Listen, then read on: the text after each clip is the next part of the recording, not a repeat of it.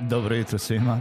Kako ste? Nadam se da ste dobro i spremni za novi radni dan. Pozdrav svima i dobrodošli na podcast Male pobede, stari novi podcast koji je tu da bi vam kroz pitanje i savete dao motivaciju, pokrenuo vas u pozitivnom smeru i pomogao da ovaj dan počne bolje, jače i možda čak i zabavnije. Moje ime je Željko Crnjaković.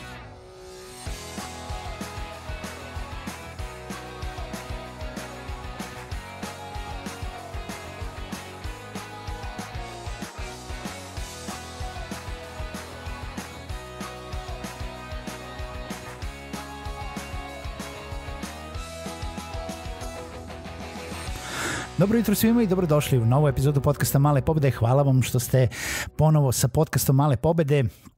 Hvala vam što ga pratite i hvala vam što ga kontinuirano slušate, ukoliko ga kontinuirano slušate, ukoliko vam je ovo prva epizoda, nadam se da će vam biti od koristi.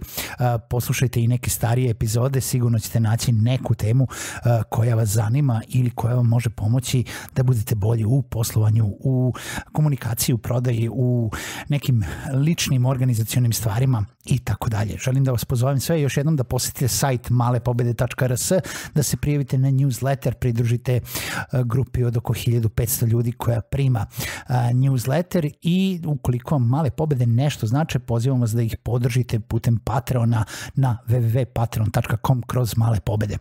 Danas pričamo o nečemu u posljednjih nekoliko dana i nedelja sam imao više razgovora sa bližim ili daljim poznanicima oko započinjanja nekih novih projekata. I kada kažem nekih novih projekata, mislim na ulazak u neku novu sferu, da li poslovanja, hobija, sve svemu nečega za što vam je potrebna neka vrsta opreme. Sad, zašto to kažem ovako? Zato što neki su me pitali koja im je oprema potrebna za počinjenje podcasta, neki su me pitali da bi da uđu u videoprodukciju, pa da li da kupuju opremu ili ne. Neki su me pitali za neke druge stvari, ali sve u svemu sa celom situacijom, vanrednom situacijom, dešava se češće nego obično da ljudi ulaze u neke možda novije projekte, neke stvari koje do sad nisu radili i neke stvari za koje nisu opremljeni. I naravno, pored toga da postoje oblasti u koje možete da uđete bez toga da vam je potrebna neka vrsta oprema ili ulaganja, negde to nije moguće i negde jednostavno morate da kupite tu neku početnu opremu. Sad, da li su to mikrofoni za podcast ili neka oprema za snimanje, da li je to kamera, osvetljenje, mikrofoni za videoprodukciju ili nešto treće. U svakom slučaju, postoje oblasti u kojima uvek moramo da razmotrimo šta je to neka početna oprema koju treba da kupimo. Sad, zašto o ovome pričam? Zato što uvek postoji taj jedan deo, one najosnovnije opreme, najneophodnijih stvari u koje treba da uložimo jer bez kojih zapravo ne možemo ništa početi da radimo. Onda ima taj neki optimalni startni paket koji treba da kupimo i ima naravno gomila stvari koje bi voleli, želeli, hteli da kupimo, ali možda nam nisu potrebni. I zapravo bilo koja hardverska delatnost, u stvari bilo koja oblast u kojima je potreban neki hardver, neka digitalna oprema, pogotovo ako pričamo o videoprodukciji, ali tu su naravno i podcasti, može da bude jedna velika rupa bez dna. Jer uvek postoji još bolja oprema, uvek postoji još neka sitnica koja vam je potrebna, uvek postoji još nešto što biste možda voleli, za šta ste se zapalili ili nešto što bi vam trebalo da uradite.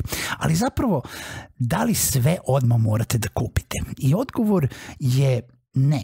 Ne morate sve odmah da kupite. Treba da razmišljate o tome da li je to nešto već što znate da želite dugoročno da radite. Da li znate da imate volje, želje, mogućnosti, znanja, motivacije i na neki način dovoljno ste u tome da ćete time da se bavite. Opet nebitno da li je to poslovno ili hobijem. Pogotovo ako je hobijem, onda odvajate od nekog drugog posla, to je sredstva, radeći neki drugi posao zato da bi ulagali u hobi. A sve što sam naveo jeste neki, nijedna oprema nije jeftina kao takva. A ako razmišljamo o tome da uđemo poslovno u tu sferu, onda se stvari još više komplikuju, zato što za profesionalno obavljanje nekih oblasti, nekih stvari, opet vraćam se nazad na konkretnu videoprodukciju, to je tek onda rupa bez dna. Mislim, svi oni koji se profesionalno bave videoprodukcijom znaju da non stop moraju ulagati u opremu, nebitno da li su to bolje kamere, bolji objektivi, bolje osvetljenje, bolji mikrofoni, bolje milion drugih stvari, dodatna oprema, gimbali, dronovi, zavisi, jel da, opet kakvi su vam projekti. I onda dolazimo baš do tog pitanja, kod toga kad neko pita, a šta ja treba da kupim? Pa da li znaš šta ćeš da snimaš? Recimo, kada pričamo o podcastima, kakav je taj podcast? Da li ćeš sam da snimaš? Da li ćeš da snimaš sa još nekim? Da li ćete snimati na daljinu ili ćete snimati iz jednog studija? Kako izgleda soba gde ćete da snimate? Kakvi mikrofoni su vam potrebni? Da li su to kondenzatorski? Da li su to dinamički mikrofoni? Da li je to 2, 3 mikrofona? Na šta ćeš da ih prikačiš? Da li je to digitalni snimač ili računar ili audio kartica ili milion drugih stvari? Ako je to video oprema, da li ćete da snimate neke statične scene, da li ćete da snimate unutra, napolju, da li ćete da snimate akcione sneme pa vam treba gimbal, da li ćete da snimate intervjue pa više morate da uložite možda u osvetljenje i u mikrofone i audio opremu. I ima tu milion pod varijanti. Ali ono što je nekako moja preporuka i point cele ove epizode jeste da se ne zalećete u kupovinu neke opreme za nešto što je samo trenutno možda ideja ili ideja o tome da bi ja želeo to da radim. Jako mi se sviđa, želim da bude moja pasija, ali možda nije, možda će mi dosaditi, možda ću vidjeti da je komplikovano, možda ću vidjeti da je suviše tehnički zahtevno, možda me ipak smori, jer kada imamo ideju o nečemu što ćemo da radimo, to nije isto kao kad zapravo počnemo da radimo i vidimo sve te sitne stvari koje nas možda sprečavaju, sputavaju ili koje su potrebne obavljati i onda nas smore. Jer podcast nije samo snimiti i pričati u mikrofon. Podcast je i obraditi taj zvuk, podcast je i naći neku grafiku i staviti ga na internet i na neki način distribuirati ga. Ima tu dosta sati rada pored samog snimanja. Pored same kupovine opreme, pored tog idealne fotografije koje se slikate uz mikrofon. Videoprodukcija nije samo imati lep video na kraju, tu mnogo stvari ulazi, ponavljanje scena, da li je to dobro nameštena scena, ponekad se mnogo više nameštate za scenu i najčešće je to slučaj zato da bi snimili nešto kratko, zato da bi to u montaži posle satima obrađivali, da bi to ispalo onako baš kao što ste zamislili da treba da ispadne. I onda dođemo do situacije, opet pitanje sa početka, da li treba odmah ulagati u svu opremu koja mislite da vam je potrebna? Pa zapravo ne. Uložite u one najminimalnije stvari da bi mogli nešto da uradite. Znači, ako je to podcast, testirajte prvo da vidite da li imate volje, želje i onako neke energije, nekih ideja za snimanje tih epizoda, jer sadržaj kod podcasta je najbitniji, najlakše ćete kupiti opremu, postaviti i početi da snimate. Ali da li imate dovoljno ideja da to radite u kontinuitetu? Da li ćete naći dovoljno gostiju? Kada pričamo o videoprodukciji, ne znate šta vam je sledeći projekat, ili ako znate, onda je fokusirano gledajte opremu samo koja se tiče tih scena, ali ako pričam profesionalno iz nekog ličnog iskustva, uvijek znamo da svaki sledeći projekat na koji naiđemo jeste zahtevan tamo nešto što nemamo.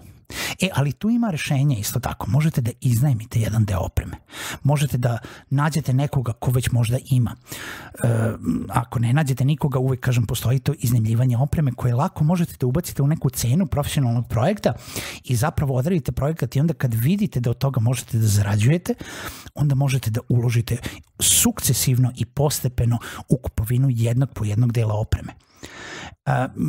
Ja vodim firmu koja se bavi animiranim marketing videima i u animiranim marketing videima ne treba ništa od te opreme, treba mnogo znanja i mnogo ljudi koji znaju da rade različite stvari, da li da crtaju, da li da animiraju, da li da rade zvučne efekte i tako dalje, ali to je zapravo, nema ništa mnogo od te hardverske zavisnosti, jel da, kao što dolazi to sa realnim snimanjem video materijala gde se nalazi kamere i osvetljenje i sve ostalo pored montaže za koju je potreban dobar računar. Ali kad smo počeli da radimo video snimanja nekoliko godina nakon što smo se već bavili animiranim videima, nismo odmah kupili svu opremu koja nam treba, nego smo uz partnerstva, neka uz iznajmljivanje opreme, radili prvo te neke projekte da vidimo koliko posla možemo da nađemo i onda zapravo tek sukcesivno kupovali dodatno još jača svetla, još bolje opremu, još druge objektive, pa gimbal za akciono snimanje, to je za snimanje u pokretu i tako dalje. Dotle smo iznajmljivali. I to je funkcionisalo i može da vam uštedi mnogo energije, para i živaca da nađete te neke prelazne varijante pre nego što dođete do tih nekih velikih ulaganja, jer šta ćete da radite, mislim, postoji opcija da neko kaže ono tipa pa dobro kupit ću svu opremu pa ako mi baš i ne ide prodaću je. Jeste, ali gubite 30, 40, 50% cene opreme i onda imate svo to zezanje sa prvo kupovinom i ulaganjem svih tih para koje možda imate, možda nemate, a drugo onda pitanje da li će vam se to vratiti tom brzinom kojom ste mislili da se vraća. Mala pobeda za danas jeste da veoma dobro razmislite kada ulazite u tako neke nove sfere interesovanja koje zahtevaju dodatnu hardversku opremu i da to radite pametno, da radite sukcesivno, da radite uz pozemljivanje, iznajmljivanje i uz najminimalniju potrebnu opremu zato da bi postigli dobre rezultate. I onda kad vidite da postižete dobre rezultate, tek onda ulazite u neka veća ulaganja, jer sada je vreme da pametno trošite. Mislim, uvek je vreme da pametno trošite, ali verujte mi, cela ova situacija sa ekonomskom krizom, sa svima što se dešava u svetu, samo još više onako daje značaj na tome da pametno treba raditi. Ne samo vredno, naporno, već pametno ulagati i koristiti svoja sredstva i svoje vreme i svoje znanje. Toliko za danas u ovoj epizodi podcasta Male pobede. Čujemo se u narednoj.